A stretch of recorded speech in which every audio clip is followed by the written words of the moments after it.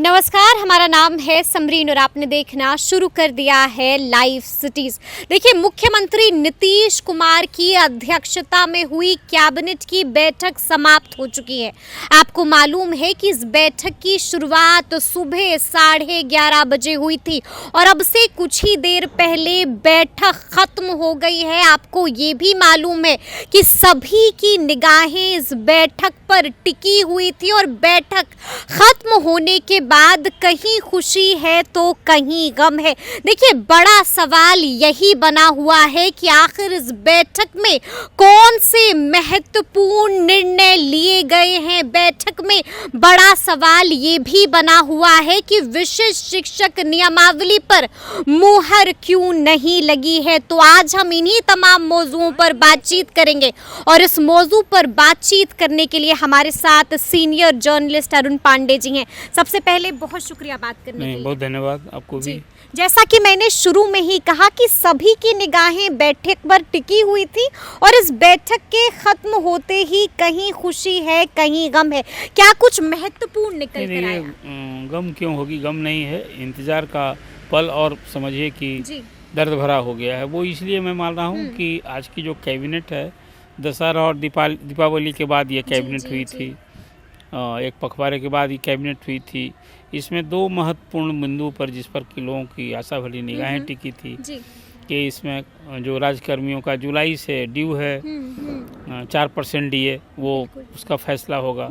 और एक बहुत ही लोगों के लिए था, नियोजित शिक्षक जो बिहार में लगभग 4 लाख कार्यरत हैं, उनके लिए था कि उनकी जो सेवा नियमावली है उसमें बदलाव होगा। नई नियमावली आई है, जिस नियमावली को प्रचारित कर विभाग ने आपत्ति और सुझाव मांगे थे। 1 लाख से अधिक आपत्ति और सुझाव मिल चुके थे और विभाग का भी सोर्स था कि वो कैबिनेट में वो भेजा गया है विभाग की ओर से सब अंतिम रूप दे करके। और उसमें देखिए आज की कैबिनेट में नहीं हुआ, मतलब ये नहीं कि एजेंडा आया था नहीं हुआ।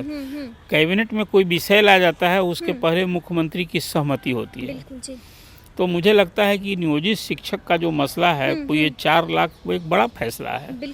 4 लाख शिक्षक नहीं, 4 लाख परिवार से जुड़ा फैसला है। तो एक परिवार में यदि आप एवरेज 5 से 10 लोग रखेंगे तो आप खुद कल्पना कीजिए कि इस 4 लाख नियोजित शिक्षक में 4 लाख परिवारों से जुड़े फैसले के संबंध में बड़ा फैसला है। मुझे लगता है कि इस फैसला को मुख्यमंत्री ने इस कैबिनेट में इसलिए नहीं लाया होगा कि कल के अखबारों में, मीडिया में ये सुर्खी बनती, जो स्वाभाविक है, बड़ा फैसला था। आज एक राजनीतिक फैसला उन्होंने इसको लिया, तो मुख्यमंत्री ने इसको, यदि उनके पास ही संलेख गया होगा भी तो इसको इस कैबिनेट के लिए उन्होंने नहीं करके अगली कैबिनेट में लाने के लिए उन्होंने मुख्य सचिव को कहा होगा। एक आभास मुझे दिखता है। ऐसा क्यों किया होगा मुख्यमंत्री? नहीं, यही उतना ही बड़ा फैसला है। नियोजित शिक्षकों की जो सेवा शर्त नियमावली आने वाली है वो बड़ा फैसला है। तो आज एक राजनीतिक फैसला लिया है, तो अगली कैबिनेट के लिए मुझे लगता है हम थोड़ा सा उस राजनीतिक फैसले पर भी चर्चा करना चाहेंगे। तो देखिए, आज एक सबसे बड़ा फैसला हुआ है कि बिहार कैबिनेट ने आज बैठक करके बिहार को विशेष राज्य की दर्जा की मांग, जो 10 से कहिए इसको बजाबता हो रहा है, और नीतीश कुमार ने जब से बिहार की बागडोर संभाली तब से ये मांग करते रहे हैं।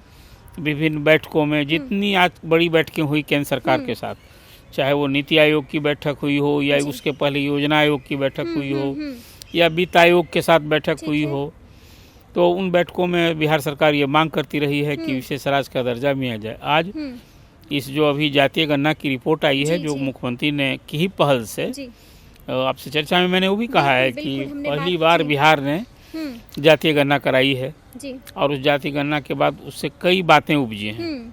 एक तो ये बात उपजी कि अब बिहार के से ये नीतीश कुमार की पहल पूरे देश के लिए रंग ला रही है। पूरे देश में इसकी मांग हो रही है, हर राज्यों में हो रही है और सभी दल के नेता ये मांग कर रहे हैं। इवन भाजपा के भी लोग भी मांग कर रहे हैं। क्रेडिट लेने की होड़ भी लगी हुई है। हाँ, तो क्रेडिट तो देखिए जो करता है पहले क्रेडिट उसी को मिलता है। ये नीतीश कुमार को श्रेय मिला कि बिहार में उन्होंने जातीय गणना कराई और इसकी मांग अब पूरे देश में हो रही है। ये जातीय गणना से जो इस रिपोर्ट में बात आई थी, तस्वीर आई थी, उसके बाद उन्होंने आरक्षण फार्मूला एक नया बदला। वो भी आपने कल खबर परोसी है कि उसके बाद आरक्षण फार्मूला बदल गया और बिहार में 75% आरक्षण लागू हो गया। उसी जातीय गणना से एक बात और आई कि जो बिहार में गरीबी है, शैक्षणिक पिछड़ापन है, आर्थिक स्थिति है, तो मुख्यमंत्री ने विधानसभा के पटल पर भी बात की थी दोनों सदनों में कि इस रिपोर्ट के आधार पर जो 94 लाख परिवार हैं जो गरीब परिवार हैं, मतलब जिनकी मासिक आमदनी 6 लाख सबको 2-2 लाख रुपया देंगे ताकि घर में कम से कम एक व्यक्ति स्वरोजगार कर पाए। ठीक है। तो उसके लिए 2 लाख पर परिवार देंगे तो 94 लाख को 2-2 लाख देंगे। तो अब उसकी कल्पना करें। फिर उसके बाद उन्होंने कहा कि आवासहीन परिवार की संख्या अभी बिहार में ऐसे 60,000 लोग हैं। उनके लिए भी उन्होंने कहा कि हम उनके लिए घर बनाने के लिए और जमीन भी जो खरीद सरकार देगी उसके लिए भी वो पैसा देने जा रहे हैं। उसकी सीमा और आज तो विशेष राज्य के दर्जे का भी तो इसके लिए उन्होंने कहा कि ये सब जो हमने आकलन किया है इसके लिए 2,50,000 करोड़ समझिए 2.5 लाख करोड़ रुपए खर्च होंगे। ठीक है। और कहा कि ये पैसा संसाधन जब तक हमें विशेष राज्य का दर्जा नहीं मिलेगा, सरकार हमें विशेष सहायता केंद्र सरकार नहीं देगी, ये बिहार की गरीबी कैसे दूर होगी। तो इसके लिए उन्होंने मांगा कि 2,50,000 करोड़ ये सहायता केंद्र दे। इसी को लेकर आज बिहार कैबिनेट ने बाकायदा एक प्रस्ताव पारित किया है केंद्र से अनुरोध करने का कि बिहार कैबिनेट के तरफ से, हालांकि जैसा मैंने आपको बताया कि विभिन्न मौके पर शायद कोई ऐसा अवसर आया जिसमें कि मुख्यमंत्री या फिर डिप्टी चीफ मिनिस्टर विशेष दायित्व की मांग न की हो। अब तो उन्होंने कह भी दिया था मन से कि अब हर तरफ से यही गूंजेगी और नहीं दीजिएगा तो आंदोलन। अरे देखिए वो तो कह चुके हैं कि अभी अभियान छेड़ेंगे। तो देखिए ये बिहार को विशेष राज्य का दर्जा और आज तो प्रस्ताव भी पारित कर दिया। प्रस्ताव चुनाव के लिए, आसन्न चुनाव के लिए एक मुद्दा हो गया। देखिए आपसे ही चर्चा मैंने की थी कि ये विशेष राज्य का दर्जा आज में जो केंद्र में नीति है, जो मानक तय कर रखा है उसमें बिहार अभी पूरा नहीं करता है। बिल्कुल आपने बताया। तो ये मांग पूरी होने से रही, लेकिन मांग करने में क्या कोताही होगी। और आज तो हमने कैबिनेट से भी पास कर दिया है। अच्छा, तो क्या आपको ऐसा लगता है कि ये इतनी बड़ी मांग थी, शायद यही एक वजह हो सकती है कि विशेष शिक्षक नियमावली पर आज मुहर नहीं बिल्कुल लगी? आज देखा कि कैबिनेट की बैठक के लगे हाथ मुख्यमंत्री ने ट्वीट करके अब पूरी बातें लंबा चौड़ा ट्वीट किया है मुख्यमंत्री साहब अपने खुद जानकारी दी कि हमने ये मांग की, कब से शुरू की, जातीय गणना कराई और उसके उसी में उन्होंने कहा है कि हमने आज कैबिनेट की बैठक में ही इस बैठक में फैसले का खुलासा उन्होंने खुद किया है जी। आज के कैबिनेट में 38 प्रस्ताव पारित हुए जी। और उस 38 प्रस्ताव में जो एक बहुत जो दूसरा प्रस्ताव तो मैंने आपको कह दिया कि विशेष राज्य का दर्जा देने का केंद्र से अनुरोध किया गया है। और अब इसको लेकर बिहार में एक आंदोलन होगा। नीतीश कुमार घूम कर अभी अगले ही महीने से वो अभी यात्रा इसमें हर बैठक सभा में उन्हें कहेंगे भी हमने तो कर दिया। और जो मेरे बस में था प्रस्ताव भी अब तो पारित जो मेरे बस में था कि आरक्षण की सीमा हमने बढ़ा दी, ये मेरे बस में था। लेकिन अब जो 2,50,000 करोड़ जो विशेष दरकार होगी वो हम कहाँ से लाएंगे। तो हमको विशेष राज्य का दर्जा मिलना चाहिए, केंद्र हमें विशेष सहायता दे, तभी संभव होगा। तो अब इसको लेकर एक राजनीतिक मुद्दा बनाने जा रहे हैं और ये होते रहेगी। तो दूसरा एक फैसला जो आज महत्वपूर्ण हुआ है कि राज्य कर्मियों को 4% डीए जो जुलाई से ड्यू था, हमने चर्चा की थी। आशंका जताई जा रही है, आज उस पर मुहर लग गई। नहीं, आशंका नहीं, उम्मीद जताई जा रही थी। जी। तो ये उम्मीद जताई जा रही थी और उस उम्मीद आज जो आपने आकलन किया था वो आज सही साबित हुआ कि एक एजेंडा पर आज मुहर लग गई। विभाग ने उसको आज वित्त मतलब अब 42% से बढ़कर 46% हो गया है और ये जुलाई से देय होगा।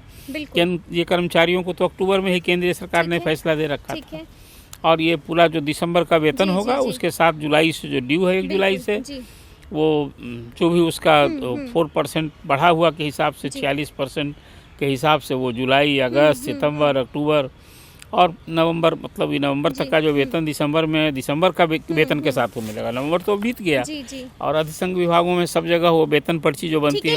लेकिन एक चीज है जिस पर अभी हम चर्चा करेंगे वो ये है कि नियोजित शिक्षक बड़ा आस लगाकर बैठे हुए थे। 4 लाख नियोजित शिक्षक लंबे समय से इंतजार कर रहे हैं और अभी जो दिल टूटा है उनका उस पर भी हम चर्चा स्वाभाविक है। इंतजार तो अभी इंतजार का पल बहुत लंबा हो रहा है इनका इंतजार, हल नहीं मिल रहा है अब तक। ये इंतजार का पल तो सचमुच में बड़ा कष्टदायक होता है। बहुत। और वो उम्मीद जगाए थे मुख्यमंत्री ने, जब अभी 2 नवंबर की मीटिंग में भी उन्होंने ये बात कही थी कि भाई ये मांग को हम लोग उनकी मामूली परीक्षा लेंगे। तो सक्षमता परीक्षा तो होने जा रही है उस परीक्षा के बारे में बिहार स्कूल एग्जामिनेशन बोर्ड लेगा, शायद वो दिसंबर महीने में डेट भी तय हो गया है। जी। अब उसकी तैयारी हो रही है। ये नियमावली में स्पष्ट भी बात होगा। रही बात, मूल बात है राज्यकर्मी का दर्जा देने का। फिर मेरी अपनी समझ से बोल रहा हूँ, को जो सरकार की है तो परीक्षा लेने के पहले सबको राज्यकर्मी का दर्जा मिल जाएगा और सब कुछ ये करके एक टैग सरकार लगाएगी कि जो सक्षमता परीक्षा पास करेंगे उन्हीं को मिलेगा, उनको राज्यकर्मी का दर्जा मिल जाएगा। और फिर जो सुविधाएं दे है, जो बीपीएससी से पास अध्यापक हैं उनके बराबर सारी सुविधाएं उन्हें मिले। तो जो मैं आपसे कह रहा था कि जब सक्षमता परीक्षा पास कर लेंगे उसके बाद राज्यकर्मी का उन्हें दर्जा, सुविधाएं तो मिल रही हैं। ये समझ में नहीं आया कि जब शिक्षा विभाग ने लगभग जो है पूरा जो प्रस्ताव है वो कंप्लीट हो चुका है, शिक्षा विभाग ने अपना काम कर लिया है, तो फिर देरी क्यों हो रही है? देखिए, कोई विभाग कोई अपना प्रस्ताव जो है ना जी, वो कैबिनेट विभाग को भेजता है। जो सिस्टम जरा जान लीजिए, और कैबिनेट को जब भेजता है तो उसके बाद फिर वो संचिका नहीं, वित्त विभाग कैबिनेट में भेजने के बाद सब वित्त विभाग सबसे करके जो प्रशासनिक विभाग होता है जिसका प्रस्ताव होता है उस सब कुछ करने के बाद जो विधि विभाग से भी हो या वित्त विभाग से हो, सब कुछ करने के बाद भेजता है वो कैबिनेट को। और ये कैबिनेट जो है फिर वो मुख्यमंत्री के यहाँ फाइल जाती है कि आज की कैबिनेट में कौन कौन सा विभाग मुद्दे होंगे। तो वो मुख्यमंत्री की सहमति के बाद कैबिनेट की बैठक होती है और उसमें संलेख आते हैं। तो ये इसलिए मैंने कहा, देखिए ये भी अभी पक्की जानकारी मुझे नहीं मिली है कि वो आज की कैबिनेट जो एक उम्मीद लगाई जा रही थी कि होगा, आज नहीं हुआ। तो कारण है कि आज संलेख नहीं आया। ऐसा नहीं है कि संलेख आया और उसको ये करके छोड़ दिया गया है कि अगली बैठक में। अब वो कैबिनेट विभाग में पड़ा होगा। बहुत सारे प्रस्ताव आ जाते हैं जो उस कैबिनेट में नहीं जाके अगली कैबिनेट में जाता है। अभी आप देखिए ना, एक पखवाड़े के बाद आज बैठक हुई तो सारे प्रस्ताव तो एक पखवाड़ा पहले भी आए होंगे। कई प्रस्ताव 38 प्रस्तावों पर आज मुहर लगी है। तो अब एक फिर सप्ताह भर का इंतजार करना होगा। और मुझे लगता है कि अब तो परीक्षा, जब दिसंबर में परीक्षा होने वाली है सक्षमता परीक्षा, तो उसके पहले उस नियमावली में जो अभी प्रचारित हुआ था उसमें कौन सी एजेंसी परीक्षा लेगी नहीं होगा सरकार। लेकिन एक बात तो तय है कि नियोजित शिक्षक आस में थे। अब उनको ऐसा लग रहा है कि नियोजित शिक्षकों के साथ इंसाफ नहीं हो रहा है, उनको टरकाया जा रहा है। नहीं, देखिए वे सभी कार्यरत तो हैं जी, और उनके साथ सिर्फ वो मांग भी, जितनी अध्यापक नियुक्ति नियमावली के तहत जो अभी बीपीएससी से बहाल हैं उनसे कौन सी उनकी सुविधा कम मिलेगी। डीए भी उनको मिलेगा। अभी जो बढ़ा है तो डीए भी उनका 42 से 46 उनका भी हो जाएगा। और फिर जो महंगाई भत्ता है या मकान भत्ता है वो सब जैसे है, वो सब तो सारी सुविधाएं। रही बात राज्यकर्मी का दर्जा मिलने के साथ जो राज्यकर्मी लंबे समय से मांग है वो और सब जो सुविधाएं हैं, जैसे एक राज्यकर्मी को मिलता है उसको वार्षिक वेतन वृद्धि होनी चाहिए, ये सब मांग है। तब उसके लिए तो देखिए नोटिफिकेशन जब होगा तो ये सारी बातें नियमावली जैसे ही नोटिफाई होंगी विभाग से कैबिनेट के अप्रूवल के बाद, तो अभी सब कुछ मिलने लगेगा। कुछ ऐसा नहीं है। लेकिन मतलब आप कह रहे हैं कि अभी और इंतजार इंतजार करना होगा। अच्छा, आपको क्या लगता है कब तक मुहर लग जाएगी? अभी अगली कैबिनेट तक तो फिर वही से ही कहा कि अभी आज की कैबिनेट में नहीं हुआ तो अगले में लगता है कि हो जाएगा। ये उम्मीद की जानी चाहिए, उम्मीद की जानी चाहिए। देखिए प्रस्ताव जाएगा तब ना मुहर लगेगी। तो अब एक सप्ताह का और इंतजार करना है। ये अभी आप यही कहे कि अभी एक सप्ताह और इंतजार करना होगा नियोजित शिक्षकों को, जो उनके लिए विशिष्ट शिक्षक नियमावली आने वाली है। एक सप्ताह और इंतजार करना होगा। और शिक्षकों की जो सलाह आई है, जो सुझाव दिया गया है कि आप उसमें विशिष्ट हटा दीजिए बिना शर्त। तो अब फिर ये बात तो भूल जाइए, बिना शर्त नहीं, शर्त तो देना होगा। परीक्षा लेने मामूली परीक्षा तो देनी, मामूली तो नीतीश कुमार मामूली कह रहे हैं भैया, परीक्षा होगी, मामूली होती है। हाँ, लगातार मैं कह रहा हूँ। अब यही है नियोजित शिक्षकों के लिए कि आज की कैबिनेट में न संलेख आया न विचार हुआ, और वो हमें लगता है कि मुख्यमंत्री ने अगली कैबिनेट के लिए उसको रख दिया होगा। इसलिए भी कि आज एक बड़ा राजनीतिक फैसला है। देखिए इसको, इस फैसले का कोई तत्काल कोई प्रभाव लागू नहीं होने जा रहा है, लेकिन इसको लेकर है कि भाई कैबिनेट ने एक प्रस्ताव अनुरोध किया है केंद्र से कि भाई आप हमको विशेष राज्य का दर्जा दीजिए, और ये परिस्थिति है, हमने जातीय गणना कराई और सारी बातें हैं। आपने देखा जो ट्वीट करके मुख्यमंत्री ने सब कुछ बातें की है। लंबा ट्वीट में पूरी बात जो वो कहा करते हैं, वो जातीय गणना, आरक्षण, सब कुछ उन्होंने कहा है। उसमें अपनी ओर से कुछ जोड़ने की बात रह नहीं गई है। अब ये विशेष राज्य का दर्जा बिहार के लिए राजनीतिक मुद्दा है, और बिहार जहां आज खड़ा है, हमारे जैसे लोग जो बिहार को समझते हैं, मैं मानता हूं इनकी जो कुछ इन समस्याओं से त्राण दिलाने के लिए, बाढ़ हमारी नियति है, यहाँ हम लोगों का रोजगार जिसको कहिए कि बेरोजगारों के लिए तो मजदूरों का हब बना हुआ है। आज देख लीजिए ना, छठ के बाद बिहार के तस्वीरें देखते हैं स्टेशनों पर, बिहार से बाहर जाने वाले देखिए सब लोग कौन चीज, कोई सब 15,000 20,000 मासिक नौकरी के लोग करने वाले लोग जा रहे हैं। 55 लाख लोग तो अभी आप जाति गणना की रिपोर्ट आई है, लोग बाहर जाते हैं। जी जी जी।